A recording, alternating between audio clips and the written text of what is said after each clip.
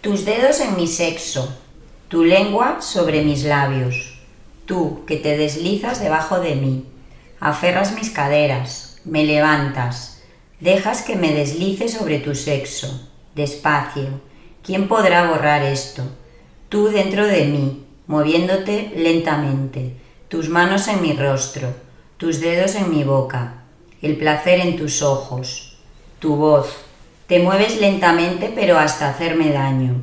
Mi placer, mi voz, mi cuerpo sobre el tuyo, tu espalda que me alza, tus brazos que no me dejan que me marche, los golpes dentro de mí. Es violencia dulce, veo tus ojos que buscan en los míos.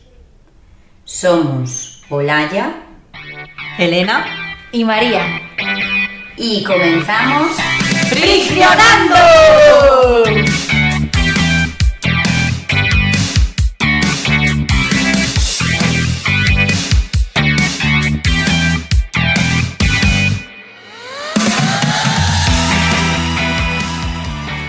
Este fragmento que acabamos de leer pertenece al libro de Seda, de Alessandro Barico. Es una novela muy especial, puede parecer una historia de amor, pero se cuentan otras muchas cosas, además de una manera muy dulce y sensible. Hoy en este podcast, que vamos a hablar de sexualidad, contamos con una colaboración súper especial y además en directo, que se animaba a venir con nosotros. Es Manuel Pérez, psicólogo y sexólogo, director de Verdial Psicología. Es creador del podcast En las Ramas, que podéis escuchar en Spotify y en YouTube, y con el que estamos pendientes de colaborar, que iremos a grabar algo sobre terapia de grupo. Yo le conozco porque coincidimos trabajando en la consulta privada, en el despacho. Además, como bien explicamos también el otro día, compartíamos incluso el mismo despacho y a raíz de eso, pues bueno, él ya está en su propio centro, en Verdial, pero hemos mantenido muy buena relación y ahora ya pues somos amigos. Muchas gracias por invitarme. Un placer estar aquí con vosotras a ver qué sale de aquí. El primer valiente que se animaba a venir en directo. Oye, pues a todos los que estén escuchando que quieran venir para que se vengan, que están también, que son majísimas, o sea, que es un placer. A ver si van a venir todas a la vez y no nos caben. Muriendo de éxito ya. Bueno, y como siempre nos gusta así comenzar con la definición, ¿no? En este caso del término sexualidad. Y nos basábamos un poco en lo que dice la Organización Mundial de la Salud, que dice: es un aspecto central del ser humano, presente a lo largo de su vida, abarca al sexo, las identidades y los papeles de género, el erotismo, el placer, la intimidad, la reproducción y la orientación sexual. Sí, yo creo que al fin y al cabo esto es interesante, sobre todo remarcar que no solo se reduce a lo que todo el mundo puede conocer como el coito ni la reproducción, ¿no? Sino que incluye esa parte del deseo, de identidad sexual, de orientación. Digamos que es como una experiencia global, ¿no? que está presente en todas las edades, ¿no? Y que además podemos expresarla de muchísimas formas, ¿no? Que abarca esa fantasía, esos deseos, esos vínculos, ese placer, ese afecto, ¿no? A mí me gusta siempre hablar de ejemplos, pues sobre todo por bajarlo a la tierra, ¿no? Por eso mismo, ¿no? Porque una persona puede expresar su sexualidad sin necesidad de tener un encuentro sexual o contacto genital, ¿no? Ya sea a través de caricia, a través de palabras, de mirada, de fantasía. Incluso en algunas culturas, no sé, por ejemplo, el beso en la boca no es una práctica común, ¿no? Y no forma parte de la expresión de la sexualidad, mientras que, por ejemplo, en la nuestra es un gesto erótico como súper fundamental. O sea, que creo que a nivel general como que cuesta muchas veces ver esa distinción entre lo que es sexualidad y lo que es genitalidad, por decirlo de alguna manera. Sí. Yo qué sé, es que también incluso, pues eso, una persona puede sentirse excitada leyendo un libro o un relato erótico, ¿no? Sin necesidad de tener un contacto físico, ¿no? Para mí hay como tres cosas súper importantes aquí, ¿no? O interesantes, que yo siempre hablo en terapia con mis pacientes, ¿no? Que es eso, ¿no? Que la sexualidad sin erotismo puede llegar a ser fría, ¿no? Porque al fin y al cabo el erotismo es una parte mucho más que es lo que hace, ¿no? Que le dé ese empaque, ese englobe a lo que es la parte de la sexualidad. Que ese erotismo sin sexualidad puede ser una fantasía sin vivencia, es decir, nula, vacía, carente de esa cercanía, ¿no? Y que esa genitalidad sin la sexualidad y sin el erotismo hace que se reduzca el sexo a la parte más como coitocentrista, ¿no? O a la parte del acto en sí. Sí, a mí me llama la atención esto de la definición de que es un aspecto central del ser humano, la sexualidad. Pero, y que abarca biología, emociones, claro, pero a la vez me quedo como igual, o sea, que me parece que la sexualidad es súper difícil de definir, Sí. que es como un aspecto central, pero ¿qué es? ¿Una necesidad o una parte del ser humano que si no existiese y no estuviese, entonces ya no eres ser humano? O sea, no es como un ojo, quiero decir, es que es muy complejo, es como objetivo pero a la vez es subjetivo el tema de la sexualidad y a la vez necesario. No sé hasta qué punto es subjetivo, que también, porque al fin y al cabo cada uno tiene sus vivencias, ¿no? Pero sí que está presente en muchos más de los aspectos de lo que nosotros creemos. Eso es. Entonces, es un poco omnipresente en la vida de un individuo y ya no solo como individuo, sino como en las propias relaciones que tenemos con los demás. Pero sí es complejo definirlo y llegar a un punto así en común. Pero sí que parece, o sea, a mí lo que me queda así claro por la definición y por lo que has ido hablando, es como que es algo inherente. O sea, que es imposible que no exista o no esté la sexualidad de alguna manera en una persona y además me parece como muy relacional. No sé. Pero bueno, lo iremos desgranando. Yo tengo muchas dudas. Claro, Es que estoy más perdida en este tema que él.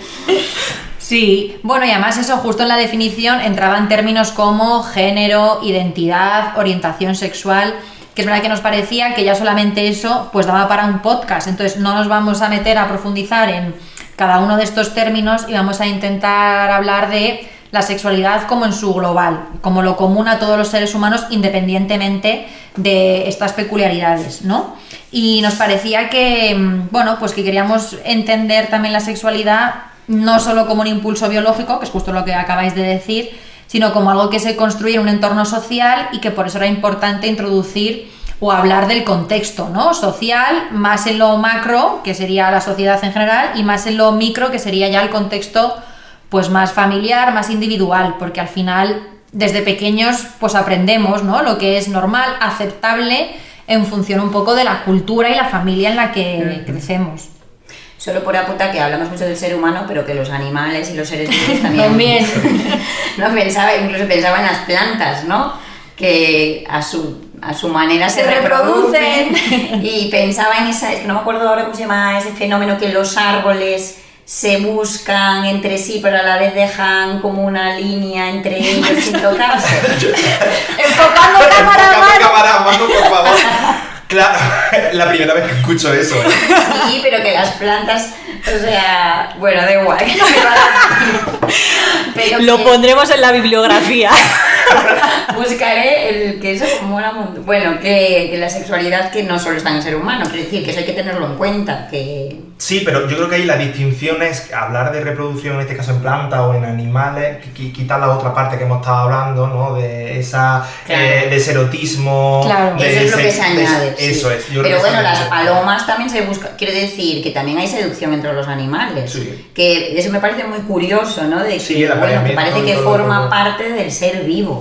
Aunque luego efectivamente el ser humano, desde sus deseos, necesidades y sus contextos familiares y tal, vaya construyendo su propia sexualidad. Claro, lo que pasa es que en las palomas es como algo automático, que es también lo que decías tú de algo mecánico. O sea, como que tienen esa forma de buscarse, pero es como algo mecánico siempre igual, porque está ya como inscrito muy biológicamente así. Sin embargo, yo creo que en los humanos entra toda la parte de Claro. que en función de dónde estés es de una manera o de otra. Sí, del contexto, de la cultura, del vínculo, del deseo. Pero vamos, que luego también dentro de cada especie hay sus formas, No, que por eso me llama mucho la atención. curioso. Esto es un mundo nuevo, ¿no? Claro, eso te iba a Este podcast. decir. Me encanta porque Olaya es como una niña pequeña que viene a resolver sus dudas, ¿sabes? Hemos empezado hablando de sexualidad y estamos hablando de palomas. Pequeña, friccionando podcast lo que te pones. Claro. Es lo mejor. Yo voy a salir más Este sexual. tema es muy amplio, no vamos en el guión, no vamos a desviarnos, no vamos a desviarnos. Voy a Las salir- palomas. Y los árboles. Claro, es maravilloso. El mundo Venga, animal. centramos a Bueno, yo por volver a lo que nos Gracias. traía un poco aquí, lo social, ¿no? Yo sí que cuando lo estábamos preparando pensaba en la educación sexual, ¿no? Y cómo se había ido vinculando en mi sensación como mucho a lo ideológico, ¿no? A lo ideológico, a lo político.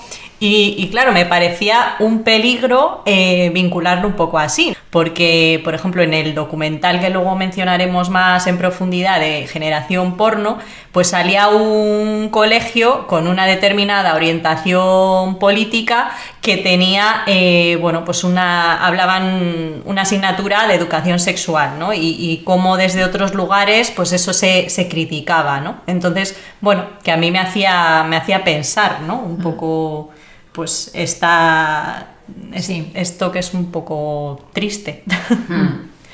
Y luego sí que no nos queríamos meter un poco en lo que decía María de los términos, porque han ido también surgiendo muchos términos asociados a todo el tema de la sexualidad, ¿no? Y también han tenido mucha controversia, y sí que os queríamos lanzar ahí un pequeño enlace, que es una guía sobre la diversidad sexual que está editada por Navarra, y ahí sí que hacían un poco un recorrido tanto por el término de diversidad sexual como por estos diversos conceptos, que si a alguien le interesa el tema, pues que le puede echar un ojo y poder un poco saber más. Y en concreto sí que hablaba de la diversidad sexual y de género, que decía que era reconocer que todos los cuerpos y todas las sensaciones y todos los deseos tienen derecho a existir y manifestarse sin más límites que el respeto a los derechos de las otras personas. Y entonces, dentro del término diversidad sexual sí que cabe como toda la humanidad, porque nadie ejerce su sexualidad de la misma manera, ¿no? Que es un poco lo que veníamos hablando. Y sí queríamos dejar ahí un término porque nos causaba un poco de debate interno, de fricción, Sí. que era el término de asexualidad, ¿no? Porque es una orientación sexual que en concreto incluye a las personas que no sienten atracción sexual hacia otras personas o que la sienten en muy baja intensidad, y que sí que, sin embargo, se relacionan afectiva y románticamente. Entonces, bueno, pues no implica necesariamente, según la definición, no tener líbido o no practicar sexo o no poder sentir excitación. Y entonces aquí algunas miembras y miembros de Friccionando pues decían sí, bueno, pues que es un poco, ¿no? ¿Dónde acaba, Sí. dónde termina un poco esta definición? Yo estaba justo conectándolo con la definición inicial, porque pone sexualidad como aspecto central, ¿no?, del ser humano, pero entonces si eres asexual, no eres humano. O sea, como que me choca con la definición, ¿no? Y por eso teníamos ahí la duda de dónde está el límite en ser algo natural o normal, o ser algo que podría tener que ver, pues eso, como con la disminución de, no sé, bueno, que no sé si Claro, puede considerarse como una variante o no sé. O sea, a mí me parece contradictoria la definición de asexualidad, porque como que pone que no siente atracción sexual hacia otras personas o la siente de muy baja intensidad, pero luego pone puede relacionarse afectiva y románticamente, y no implica no tener libido o no practicar sexo. O sea, que me parece como contradictorio. Sí. Creo que, o sea, no tengo ni idea de... Igual lo puedes practicar, pero sin atracción. O sea que a mí me cuadra más que la sexualidad pueda tener que ver más con que a lo mejor tu forma de mostrar esa libido, de expresarla y de relacionarte con otro a nivel sexual, a lo mejor no es la común, no te sale a través de relaciones sexuales como en tu cultura están normalizadas, sino que efectivamente puede ser a través de otro tipo de relación más afectiva y romántica, pero yo no creo que eso implique que no haya libido o sexualidad. No sé. Es que yo creo que aquí es lo que estaba hablando, con la conexión más emocional. O sea, me refiero, cuando nosotros nos referimos a sexualidad, no estamos describiendo el comportamiento concreto de una persona, estamos describiendo lo que siente. Entonces, es verdad que es un término que no se suele, o sea, que genera mucha, pues eso, fricción, ¿no? Sí. Porque no se conoce, ¿no? Pero hay, de hecho, dentro de la sexualidad, y por eso no nos queríamos meter mucho, pero hay muchos tipos de asexualidad, ¿no? La homoromántica, la heteroromántica, la birromántica, el panromántico, o sea, que no tiene, o sea, que no tiene que ver tanto con la práctica o no práctica de lo que conocemos como coito, sino también de cómo vive él o ella esa sexualidad. Claro, por eso es que lo de asexualidad confunde, porque es como si fuese un ser inerte, ¿no? Y es, bueno, Es otra manera. es otra al final. forma. Sí, Claro. yo ahí, por eso sí quería recomendar una película que se llama Slow, es una película de 2023, es lituana y a ver cómo digo el nombre se llama la directora Marija Kaftarce. Bueno, ya sabéis que siempre subimos nuestras recomendaciones a nuestro Instagram, así que los que queráis saberlo, ahí está. Y está en Filmin. Y a mí sí que me sirvió bastante para entender un poco, pues justo este término, ¿no? Porque justo aborda una relación de pareja donde él se autodefine como asexual, ¿no? Y entonces, bueno, pues gira en torno a cómo se relacionan ellos como pareja, donde la otra chica pues no se definía así, y también los conflictos que iban generándose entre ellos. Entonces es bastante interesante. Bueno, en relación a la variedad de cómo cada uno siente y expresa su sexualidad, y es conocido en la población y a nivel coloquial el tema de los fetiches. Luego está el tema de las parafilias, que es algo más dentro de la psicopatología, ¿no? Pero si nos vamos a los fetiches, que estábamos hablando, ¿no? De un fetiche, es patológico, no es patológico, ¿qué es esto del fetiche? Y es como considerar que hay una parte del cuerpo humano o incluso alguna prenda o objeto con el que uno puede sentir más excitación o deseo, y hablábamos de eso, ¿no? De cómo ciertas partes del cuerpo, incluso prendas en las que uno, yo recuerdo de pequeña, ¿no? Que se escuchaba mucho lo de que tenían los adultos mucho la broma del salto del tigre. Yo me imaginaba en plan, pero ¿y qué les gusta de eso? O sea, ¿qué les gusta de que alguien salte encima de la cama en plan rollo violento?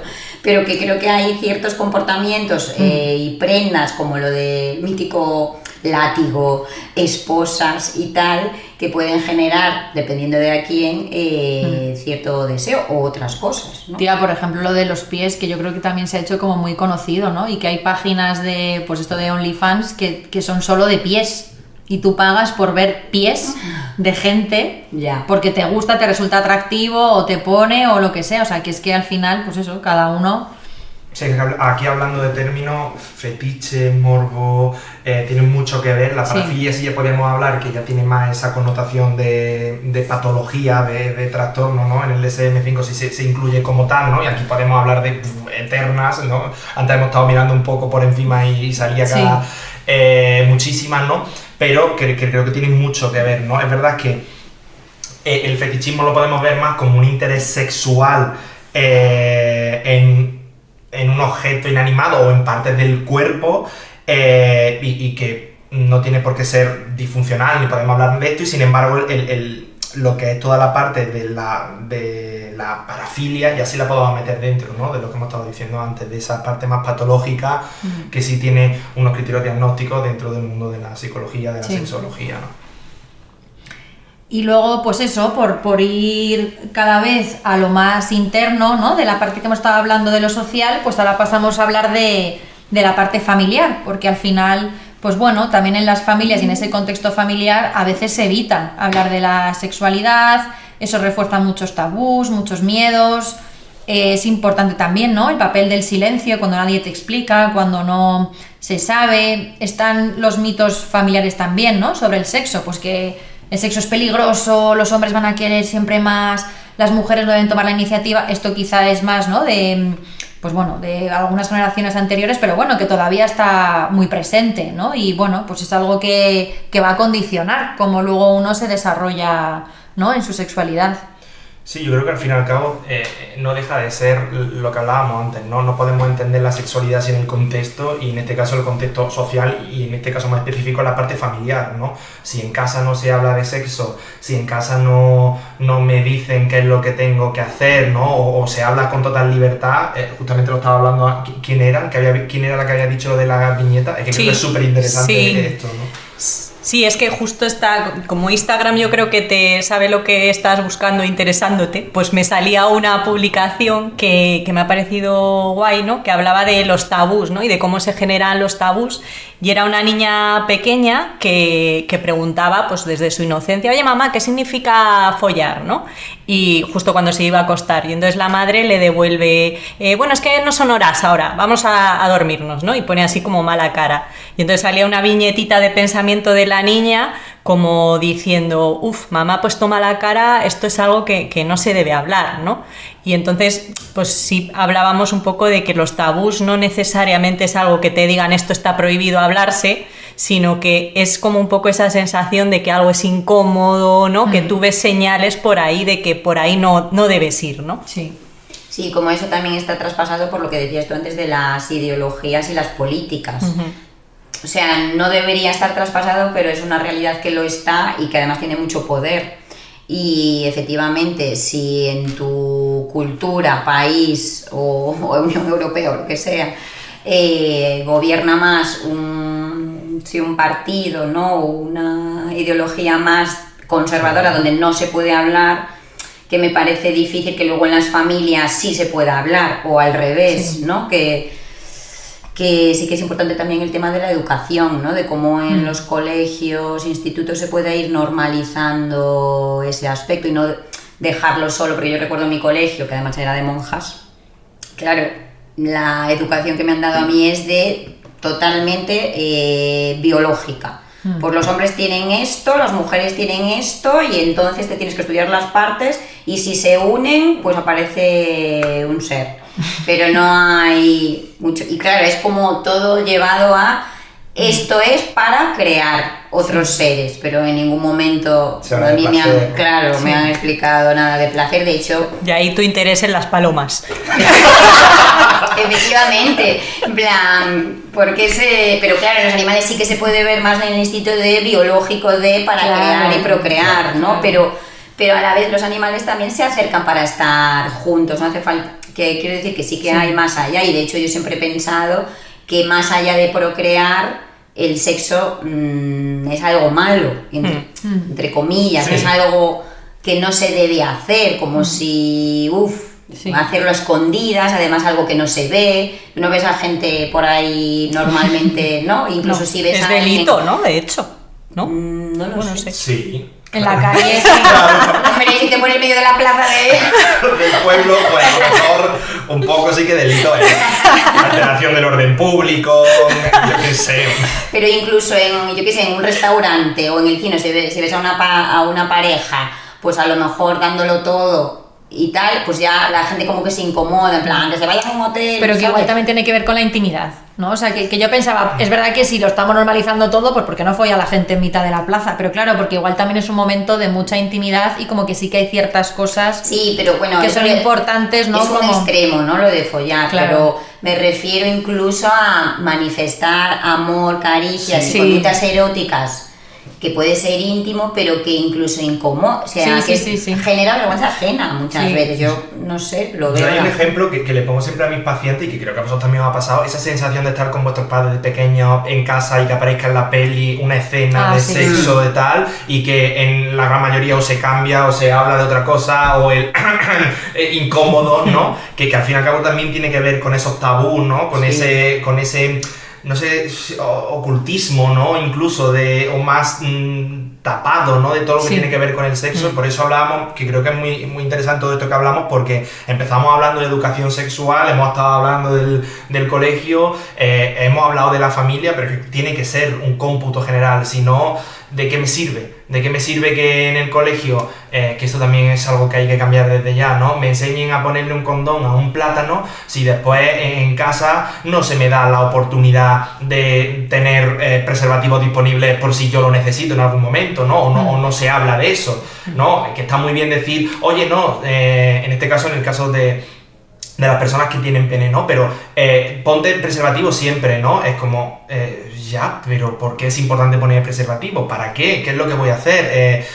Hablar ya no solo de lo que es sexo, de lo que es salud, sino también de lo que es salud sexual, de la ITS, de lo que conlleva los riesgos, de tal. Sí. Me parece que es que después hablaremos también un poco de cómo ayuda el porno o cómo no ayuda más bien el porno a todos esos mitos y a toda esa desinformación, ¿no? Pero que creo que es muy importante, ¿no? Y es verdad que cada vez se le está dando más valor, ¿no? O más importancia, pero, ostras, complicado. Todavía queda. Pero a la vez no, también, porque luego claro. hay otras corrientes que tampoco, sí. Sí. Complicado. Pero Yo no, que yo pensaba mucho también, porque cuando lo preparé también aparecía en algún lado el tema de cómo se vive el placer, ¿no? Porque tú has dicho, más allá de la parte biológica, como esa parte de entender que es por placer porque te gusta, como si estuviera mal visto. Y también lo asociaba a lo que has dicho de la religión, que a veces hay como muchos sentimientos de culpa y tal, y creo que van un poco asociados a eso, como que el placer está mal visto, ¿no? Entonces como que no, tú solo pues para placer es procrear pecado. y ya está, ¿no? Claro, un poco así. Y luego pensaba también en cómo se transmite eso, como de generación en generación, que sí que hay, pues bueno, como mucho peso, ¿no? También ahí, y de cómo, aunque parezca que cada vez se está visibilizando más e intentando cambiar las cosas, pues esto todavía queda, porque hay mucha carga que todavía se va traspasando de generación en generación.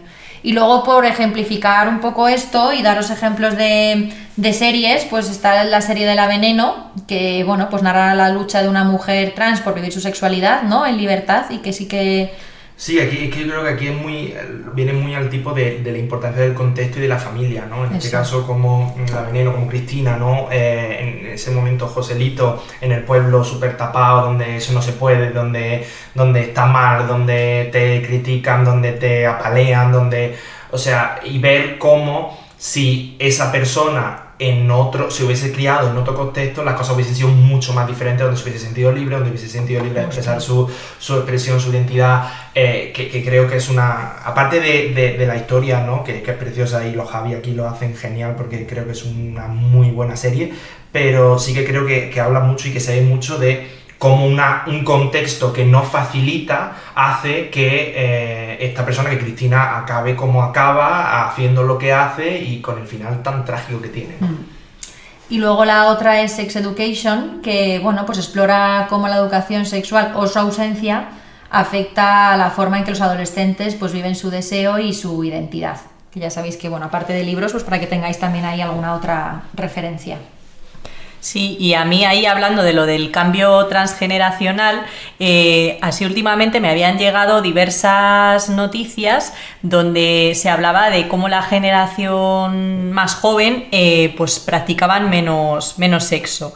Y entonces sí que me resultaba un poco controversial con el hecho de que por otro lado se habla de que es una generación como hipersexualizada y demás, ¿no? Entonces, algunos ejemplos de noticias, por ejemplo, es una que menciona El País, que se titula ¿Por qué los jóvenes practican menos sexo, porno, móviles y la búsqueda de algo más? Otra en el ABC que se preguntaba si era el fin del sexo, los jóvenes tienen menos relaciones sexuales y el spoiler era no les gusta desnudarse. Bueno, había como diversas, ¿no? Para que veáis que son como de distintas ideologías, y a mí sí que me llevaba un poco también a nuestro libro de cabecera, que es el de Lola López Mondéjar, Invulnerables Invertebrados, donde ella también asociaba un poco pues que sí que había este retroceso, y lo asociaba al hecho de que era como al final es un momento, eso, como decía antes María, de mucha intimidad, y entonces pues sí que hay que mostrarse vulnerable y bueno, pues que los jóvenes quizá en esta cosa de estar más en las nuevas tecnologías y por ahí, tener una relación tan íntima era más complicado, ¿no? Como por darle un poco una explicación a esto, pero que en realidad tampoco sé si tiene que ver con eso, ¿no? No sé qué pensáis. Al fin y al cabo es como que hoy en día las generaciones que están, las generaciones jóvenes, los adolescentes de ahora, lo tienen todo a un clic, ¿no? Entonces es mucho más fácil hablar contigo. Y por eso también se ha visto que el sexting también ha ido aumentando muchísimo en los últimos años, porque al fin y al cabo tengo una barrera enorme, que es un teléfono, yo estoy aquí, tú puedes estar en Alemania o en Fuerteventura, yo qué sé, y estar y poder practicar sexting sin tener que desnudarme, estar con una persona, y eso tiene ya también mucho que ver con otras cosas a nivel pues autoestima, más vergüenza, ¿no? Incluso desinformación, ¿no? Decir, oye, esto es lo que estoy haciendo, no porque esté bien o mal, sino también volvemos otra vez a lo mismo, desconocemos riesgos, no sabemos lo que eso puede llegar a implicar, mi intimidad, la vulneración de mi intimidad, la capacidad que pueden llegar a tener y eso ya nos ponemos quizá en otras cosas, que eso da también para otro podcast, ¿no? De cómo se banaliza o se virtualiza o se minimiza lo que es mi cuerpo, mi genitalidad, mi manera de expresar, mi manera de mantener relaciones sexuales, que creo que eso también tiene muchos peligros que quizá la gente de hoy en día, con lo fácil que lo tiene todo, no son conscientes, ¿no? Sí. Yo estaba pensando en las generaciones así más adultas que nos puedan escuchar, que igual no saben qué es el sexting. Que igual hay que explicarlo. El sexting, al fin y al cabo, no deja de ser la acción de mantener una relación sexual, no podemos decir relación sexual, pero sí intercambiar fotos, ¿no? Y a través de palabras y erotismo, sonidos con otra persona. Incluso conversaciones, ¿no? También puede ser. Al fin y al cabo no deja de ser generar una historia, ¿no? En torno a todo lo que es la parte de la relación sexual sin la presencialidad que requiere eso, ¿no? Por decirlo para dummies. Sexo por internet. Eso es. Sí, que yo creo que tiene mucho que ver con eso de que es difícil mostrar la vulnerabilidad de cada uno, pero que también eso está muy traspasado porque hoy en día hay mucha necesidad de que el placer sea totalmente satisfecho inmediatamente y con el menos esfuerzo posible. Totalmente. O sea, realmente, y eso es lo que facilitan las redes, en plan, pues, y las drogas y otras muchas cosas que son rápidas, instantáneas, comprar compulsivamente, o sea... Lo quiero y lo quiero ya. Lo quiero ya, entonces claro, pues sí, pues voy a satisfacer mi placer sexual rápido, pues venga, a internet y ya está. Entonces, que eso también es una pena, porque efectivamente llegar a una relación sexual erótica en la que se pueda conectar, ¿no? Dejarse mostrar, abrirse, dejarte un poco la vergüenza o lo que o los miedos que se muevan ahí, requiere tiempo, confianza, o sea que es difícil, o sea, a mí me parece difícil. Sí, de hecho, relacionado con esto, justo esta semana salió en un estudio del CIS que me llamó mucho la atención, la verdad, sobre la sexualidad en España, que decía que el 73% de los... creo que encuestaron a 4.000 personas entre 18 y 70 años, o sea, bastante mezcla de edades, que el 73% de la población entrevistada estaba muy satisfecho o bastante satisfecho con su vida sexual. Y yo dije, hostias, es que, a ver, que no sé, igual está bastante bien, ¿no? Que a mí, sí, pero que me sorprende. Pero porque eso puede ser poco. A mí me parece muchísimo, o sea, quiero decir... Igual estaba al lado su pareja y dice... Claro, ahí puede haber algún sesgo. Que era por ver qué pensáis vosotros, porque a mí me parece difícil estar satisfecho sexualmente. Que yo lo estoy, ¿eh? Por si queda alguna duda. Con la paloma ahí todavía. Pero que no me parece tan fácil, o sea, no lo sé. Sí, a priori parece un porcentaje 73. 73 estaba satisfecho. De los entrevistados de diferentes edades, o sea, claro, es que yo creo pero que eso no soy significa que sea mucho. Puede ser que tengas poco y que con eso estés satisfecho. Por eso me llamó la atención, No, yo no digo que sea mucho o poco, digo que están satisfechos con lo que tienen. Sí. Es que para mí me choca muchísimo porque estoy acostumbrado a ver en consulta todo lo contrario. Claro. Entonces mi realidad es muy diferente, ¿no? Pero sí que... Ahí hay otro sesgo. Claro, yo estoy solo súper van los que sesgado. están Claro, si te van los que tienen Claro, problemas. yo vengo Claro. a los que tienen cualquier tipo de Claro. sí, problemática, disfunción sexual. Entonces, es verdad que de primera a mí me resulta como... Alto. Sí, Ya, alto. ya. Pero es más opinión como Manuel Pérez, no como sexólogo, también te digo. Bueno, avanzamos. Sí, ¿no? Sí. Y luego ya pasamos a la parte, ¿no?, de variantes y de alteraciones en la sexualidad, y es porque, bueno, pues sí que hay síntomas sexuales que pueden ser la expresión de conflictos, ¿no?, internos, pues tipo la anorgasmia, la disfunción sexual, y es que al final los problemas sexuales no todos tienen solo una única causa biológica, sino que también puede haber, pues eso, una causa emocional.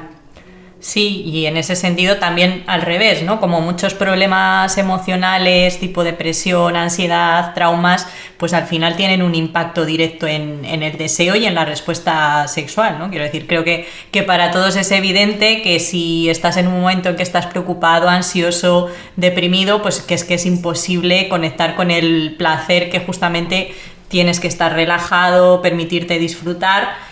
Y claro, pues en casos más todavía problemáticos como en el trauma sexual, pues lo que primero se ve así más bloqueado es el ámbito de la sexualidad, ¿no? Porque eso, hay una importante desconfianza, pueden surgir recuerdos asociados al trauma. Y luego también otro tema que no habíamos mencionado, pero que también está muy unido a la sexualidad, es la parte corporal, ¿no? La parte de, bueno, una persona como que tiene problemas con la imagen corporal, que hemos comentado en otros capítulos, pues también va a ser complicado que pueda estar delante de otra persona desnuda, ¿no? Entonces, pues son cosas que se van atravesando. Sí, y luego también, aunque ya vamos a profundizar luego en la parte como más del porno y tal, pero sí en esta parte de cómo se expresa, sí, pues eso, surgía hablar de la parte de la adicción, ¿no?, al sexo, y cómo algunas personas lo buscan pues de forma compulsiva, al final como un intento de llenar pues carencias quizá más afectivas o más emocionales, ¿no?, como una expresión que puede darse por ahí. Sí, yo creo que me quedo con lo que dices tú, María, al inicio, ¿no? De que esas disfunciones sexuales no tienen tanto una causa biológica, o por lo menos en mi experiencia en consulta, en terapia, sino más la otra parte emocional, ¿no? El cómo la capacidad, ¿no?, que tiene nuestro cerebro, ¿no?, de ponerse por encima de procesos biológicos supernaturales, como puede ser mantener una erección o lubricar, en el caso de las personas con vagina, que, joder, a mí incluso como sexólogo es un momento de blow mind, ¿no? Me explota la mente de decir, joder, ¿cómo algo tan natural que si a mí me tiene excitado esta persona con la que estoy, no puedo mantener una erección de una manera pues natural o sí que tengo problemas, ¿no? Si nos vamos quizás más a la hora de hablar de... A mí que me encanta hablar de datos, para que los que no me conocen, me encanta hablar de datos. Entonces, si queremos que veamos, ya me cojo un poco... voy a ponerme un poco cis, tipo Olaya, y vamos a coger algunos datos. Si hablamos de disfunción eréctil en hombres, hablamos de un 20%, que afecta a un 20% de los hombres mayores de 18 años en España. Ojo, porque ya no solo es esto, que ya un 20%, uno de cada 5 hombres tiene problemas a la hora de mantener una erección, pero si nos vamos a personas que tienen más de 40 años, la prevalencia aumenta a un 52%. ¡Ostras! O sea, y aquí ya sí que tiene que ver lo que hemos estado hablando antes, ¿no? Esa parte de estrés, de ansiedad. También tiene mucho que ver toda la parte del tabaquismo, la diabetes, la hipertensión, que no dejan de ser factores de riesgo, lo que hacen es agravarlo. Es verdad que después cuando se va aumentando un poco la edad, las causas sí que van aumentando a causas más físicas, no tan emocionales, pero es que el 20% es puramente psicológico. O sea, sí, y es verdad que en este caso hablo de las personas que tienen pene, ¿no? Porque tienen mucho que ver o sea, yo siempre genero como un patrón, ¿no?, de personas que tienen unos pensamientos mucho más obsesivos, que se quedan mucho más pensando en lo que puede venir, en la anticipación, en cuál va a ser mi mi desempeño, si le va a gustar, si no le va a gustar, si esta postura está bien, si esto, que al fin y al cabo es lo que hace que uno acaben eyaculando mucho antes de lo que le gustaría o de lo que normalmente lo hacen, ¿no? O incluso que ocurra esa parte a nivel de dificultades a la hora de mantener la erección. O sea, y si nos vamos ya quizá a la otra parte, pues que quizás lo más básico son la eyaculación precoz y dificultades a la hora de mantener la erección, pero si nos vamos también a otros que ya pueden estar más relacionados con la parte más femenina, pues esa anorgasmia, esa parte de dispareunia, que es la dificultad, ¿no? O el dolor en las relaciones sexuales. Incluso yo creo que de lo que más estoy viendo últimamente, a pesar, es el bajo deseo sexual o dificultades para mantener el deseo sexual, que fijaros que aquí no estamos hablando nada de coito, no estamos hablando de que hay una dificultad para lubricar o a lo mejor no me empalmo, ¿no? Estamos hablando de todo lo que viene antes, ¿no? Que creo que también hay una alta prevalencia ahí. Sí, y que además, por diferenciarlo de lo de antes, es como que no lo tienes, pero te gustaría tenerlo, ¿no? Eso que no es tanto como lo de la asexualidad que hablábamos antes, que es un poco como que pues no lo tienes y ya está, y a lo mejor lo expresas de otra manera, sino que aquí sí que genera un malestar y un sufrimiento, ¿no? Claro. Eso es. Pero puede ser que consulten, por curiosidad, que no tengo ni idea, que consulten menos las mujeres que los hombres por dificultades sexuales. A ver, yo estoy sesgado, vuelvo a decir lo mismo. Es verdad que aquí hay una cultura mucho de que hay personas que se sienten mucho más cómodos con un sexólogo hombre que con una sexóloga mujer, entonces la gran mayoría de pacientes sexológicos de sexualidad míos son hombres, pero la gran mayoría, estoy hablando de un 90%. Y sí que no se sabe en general, ¿no? Se consulta... Tendría que mirar datos, claro. Pero sí que es verdad que depende mucho, al fin y al cabo no deja de ser por qué las personas, por qué yo que soy un hombre prefiero tener, como mi psicóloga es mujer, ¿por qué? No sé, me daría igual una cosa, pero hay otras personas que sí que vienen, oye, no, es que yo he probado con una psicóloga, no quería y necesito una persona por comodidad. Aquí podemos meter la cultura también, podemos meter esos tabús, podemos tener esa vulnerabilidad, esa vergüenza también, ¿no? Entonces, supongo que depende también. Bueno, en tu caso es así, pero habría que mirar a nivel general.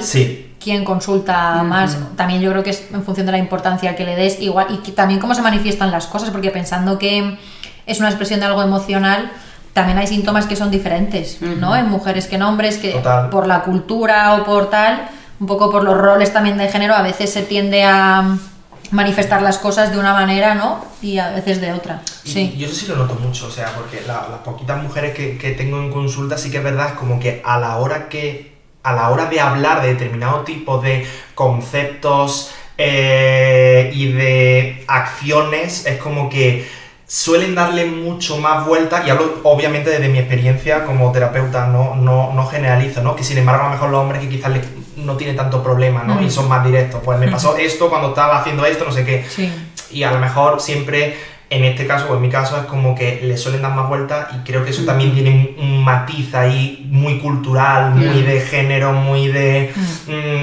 patriarcado, que es muy complejo, ¿no? Y por eso yo siempre digo que, y estoy aquí por si hay alguien que no está escuchando y le pueda servir, que a la hora de escoger terapeuta sexual, en este caso, sexólogo o sexóloga, es muy importante la perspectiva de género, por favor, porque si no, podemos entrar en mundos muy oscuros y hacernos sentir, incluso he tenido pacientes que le han hecho sentir o experimentar culpabilidad por determinado tipo de prácticas. Es como, ojo, cuidado, perspectiva de género siempre. Ahí lo dejo. Vale, y bueno, y ya por centrarnos en la parte que hemos ido nombrando a lo largo del podcast, que tiene que ver con el porno, ¿no? Porque lo hemos nombrado bastante, y por profundizar un poco más en eso, que es ya la última parte, pues sí dar eso, como algunos datos también, ¿no? Bueno, pues que el acceso a la pornografía ha cambiado, ¿no? Radicalmente la forma en la que los adolescentes, y no tan adolescentes, construyen su idea, ¿no? Del sexo, cómo la mayoría de los adolescentes consumen porno antes de tener su primera experiencia sexual, lo que eso pues puede generar expectativas poco realistas sobre el deseo, el placer, las dinámicas de poder en el sexo. Yo ponía aquí como cuidado, ¿no? Porque el porno, pues eso, suele presentar un modelo de relación centrado en el rendimiento, en el cuerpo como objeto y cómo afecta esto a las relaciones sentimentales, ¿no? En contra de... esto es porque me hizo pensarlo mucho cuando vi el documental. Cómo afecta, o sea, cómo estamos peleando un montón por la igualdad de género y cómo a veces el porno puede, quizá el porno más clásico, puede seguir fomentando este tipo de desigualdad, ¿no? Donde al final eso se establecen dinámicas de poder en donde habitualmente pues es la mujer la que se somete al hombre, ¿no? Luego también la parte que hemos hablado en varios puntos del tema del cuerpo, ¿no? Como el compararse con cuerpos hipersexualizados y escenas editadas pues puede generar mucha ansiedad, una visión distorsionada, ¿no? Del placer, ese impacto que puede tener también la autoestima, de luego a ver tú cómo lo haces. Y bueno, y la parte de las redes sociales y el sexting que también lo comentábamos antes, ¿no? Que por un lado, bueno, pues es una oportunidad para abrir y explorar, ¿no? Nuevas situaciones, pero al final también es un riesgo, pues eso, cuando es una exposición no consentida, cuando hay mucha presión social. Entonces, bueno, si queréis hablamos un poco de toda esta parte del porno. Sí, ahí sí queríamos recomendar eso, este reportaje que ya hemos dicho de Generación Porno, que yo creo que es que está guay incluso para poder ver padres con hijos, ¿no? Y es que es una serie documental que hizo la televisión vasca y en ella muestran distintas conversaciones intergeneracionales pues de diferentes familias, además de diferentes procedencias, y intervienen los adolescentes, los padres, también intervienen actores y actrices del mundo del porno, y entonces pues tanto los jóvenes van mostrando las inquietudes como luego se van mostrando pues los mitos también asociados a la industria del porno, ¿no? Y al también final sale alguna persona, como sí, adicta, ¿no? Más de mayor, que hace alguna aclaración. Que dicen que lo pasaron muy mal, que estuvieron horas enganchados, que no sabían cómo salir de ahí, que les daba vergüenza decirlo. Sí. O sea, como vivencias ya de gente también más mayor que ha pasado por eso. Ay, a mí me viene un momento que me hace mucha ilusión en Friccionando. Chicas, voy a recomendar algo yo también. Tengo mi bibliografía, por Dios. No, es que yo siempre que escucho Friccionando, porque soy fiel seguidor de Friccionando, eso hay que decirlo, siempre ves como, ¡jo, qué guay! Porque claro, cuando nosotros en mi podcast hablamos de la rama no tenemos tanta bibliografía, ¿no? Y hay algo que decir, joder, pues hoy traigo yo también una recomendación que creo que es súper importante para hablar de esto, que es un libro de Alejandro Villena Moya, que es un sexólogo maravilloso, que se llama ¿Por qué no? Que es un libro donde habla sobre cómo prevenir y ayudar a la adicción a la pornografía, que para las que están aquí, luego dejaremos las cosas por Instagram, eso tenedlo por seguro, pero para las que están aquí, el libro se llama ¿Por qué no? Porque si le quitáis el qué, queda por no. Entonces, creo que es súper interesante porque habla de todas muchas de estas cosas, ¿no? Pero volviendo un poco a toda la parte quizás más de la pornografía y de todo esto, para mí hay uno de los principales problemas que presentan lo que es la pornografía es la accesibilidad que hoy en día las personas tienen a este tipo de contenido. O sea, es que ya no es que antes, ¿no? Me contaba un paciente que antes cogía y se iba al ordenador de bombo que tenía al final del pasillo, que tal, que no sé qué, y por la noche se veía su vídeo porno, se masturbaba y listo. No, es que ya no es en el ordenador, es que ahora lo tienes a un clic en tu móvil. Entonces, y la realidad es que los padres no tienen ese control sobre ese uso que hacen del móvil. Es maravilloso, los tenemos conectados, los tenemos súper vigilados, pero y la exposición que tienen en redes sociales, que eso es otro tema, pero y la accesibilidad al contenido pornográfico, porque al fin y al cabo, ostras, es que es un solo clic y tienes millones de trillones de billones de contenido pornográfico que al fin y al cabo se convierte en su escuela.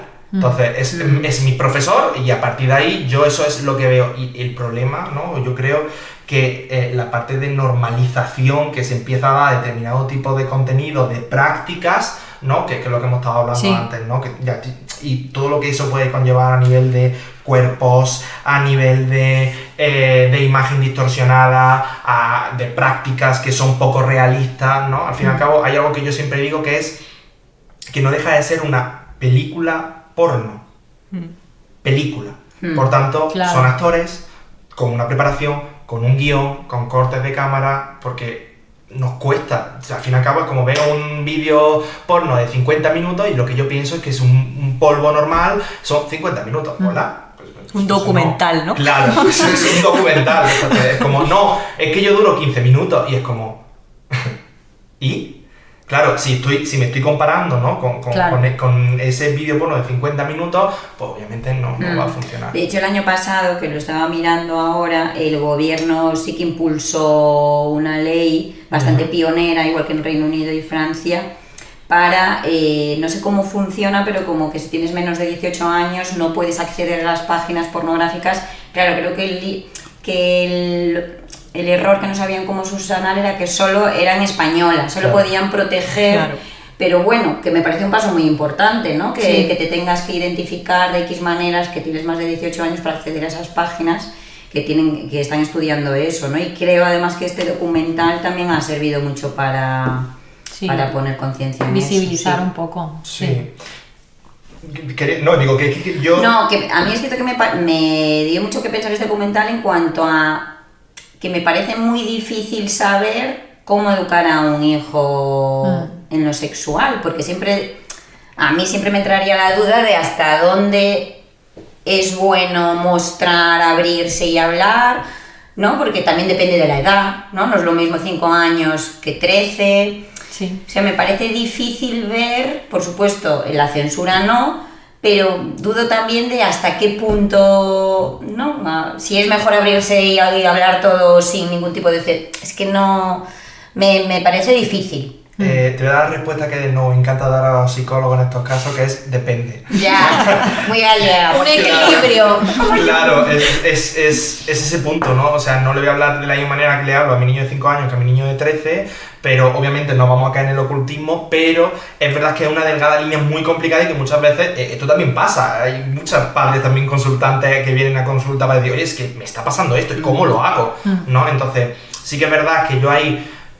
me desentiendo un poco porque es verdad que yo no trabajo tanto con la parte de infancia y adolescencia, ¿no? Pero sí que es un tema muy candente y muy complejo, porque al fin y al cabo estás en una delgada línea ahí que creo que es muy complicado de gestionar.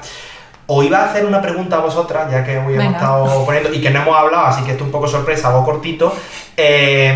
Aquí, Alejandro... ¿Habéis visto porno? ¿Te imaginas? ¿Cuántas Yo relaciones trabajé sexuales en el último mes? ¿Te imaginas? Oye, Como ¿cómo era? Broncano. Exacto. Como el Broncano, claro.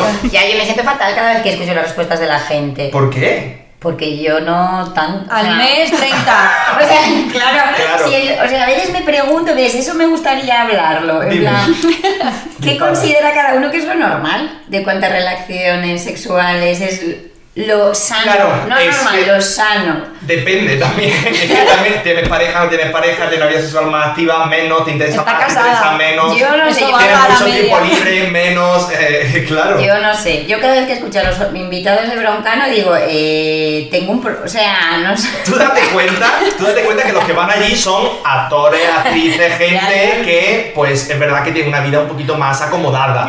Entonces, dentro de eso, dentro de que tiene un poquito más de tiempo libre, supongo que también dentro de ese tiempo libre, pues tendrán que darle Claro. un poco más Ya. al tema. O sea, me refiero. Y que tiraría. están saliendo en la TV pública, o sea, Claro. eso Ya. creo que es un sesgo Ya. importante. Sesgo general también. Pero no, a lo que iba. Venga. Alejandro Guillena en el libro tiene una tabla maravillosa que la llama el pornobalance. Entonces, pregunta que os hago a vosotras, ¿el porno tiene beneficios? ¿Creéis que tiene beneficios o solo son costes de cara a la salud sexual? ¿Qué pensáis?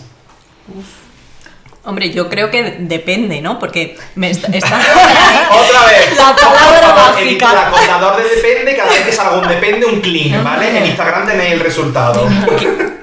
que no sé cuándo escuchaba que había también como un tipo de porno que era mucho más considerado con, pues eso, ¿no? Con esto que hablaba María, por ejemplo, del uso del poder y estas cosas, ¿no? Entonces, Era amateur. claro, bueno, pues desde ese lugar, ¿no? Yo creo que no tiene por qué ser...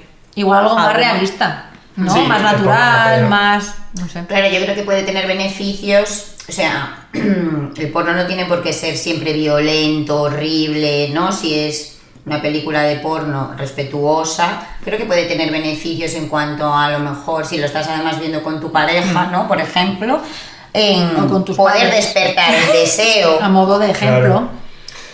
A ver, no, es verdad que nos hemos centrado como mucho en los costes, ¿no? En todo lo que eso puede llevar, en que es potenciador de la violencia, de la jerarquía, de las consecuencias psicológicas, de la falta de ética, pero también podemos hablar de determinado tipo de beneficios, ¿no? El porno también genera placer, ¿no? También te puede, obviamente, muy entre comillas, también te da información sobre otras técnicas sexuales. Yo creo que ya no solo... y además para mí, perdón, una cosa súper importante, nos ayuda a saciar la curiosidad, ¿no? Sí. Pero para mí la más importante, que muchas veces no se habla, nos ayuda a desarrollar las fantasías sexuales, que eso de cara al morbo, al placer, al deseo, también nos ayuda. Obviamente, volvemos a lo mismo, controlado, con unas pautas, y obviamente si eres un niño o un adolescente, y pues obviamente no. Pero un porno amateur que refleje la realidad del sexo y del coito no tiene por qué ser tampoco malo. Obviamente también volvemos a lo mismo, el uso o el abuso del mismo, pero también quiero dejarlo ahí, que creo que es interesante. Muy guay. Pues sí. Bueno, pues si os parece vamos cerrando. Entonces, bueno, yo creo que como resumen del capítulo, pues bueno, parece que ha quedado claro, ¿no? Toda la complejidad que tiene la sexualidad, cómo influyen, ¿no? Factores como la educación, lo familiar, y bueno, yo me gustaría cerrar un poco con qué hacer un poco con todo esto, que además ha generado muchas dudas. Y sí pensaba en la parte del lenguaje, ¿no? ¿Qué poder tiene el lenguaje en la sexualidad y cómo es importante nombrar para existir, ¿no? Y poder crear espacios donde poder hablar de lo que genera vergüenza, de lo que cuesta, y que eso permite resignificar la sexualidad desde el placer en lugar de desde el miedo. Entonces, bueno, y también agradecerte, Manu, la colaboración, ha sido súper guay, la verdad, contar contigo. Yo creo que ha sido el podcast más espontáneo, Muchas porque nos ha gracias. ayudado como a fluir más, incorporar cosas nuevas, así que No, nada, gracias a vosotros por un placer. invitarme, he estado súper a gusto, ha sido una maravilla. Ha estado muy guay. Ha sido el preámbulo que nos tendremos que ver Exacto, en las eso ramas para es. hablar de psicología y de terapia de Exacto. grupo, que creo que hay guay, pero no, joder, encantado de estar aquí, de compartir un ratito con vosotras. Genial. Pues nada, nos vemos a la próxima. Chao. ¡Chao! Chao. ¡Qué guay, ¿no? Bien, lo he grabado. ¡Me da algo!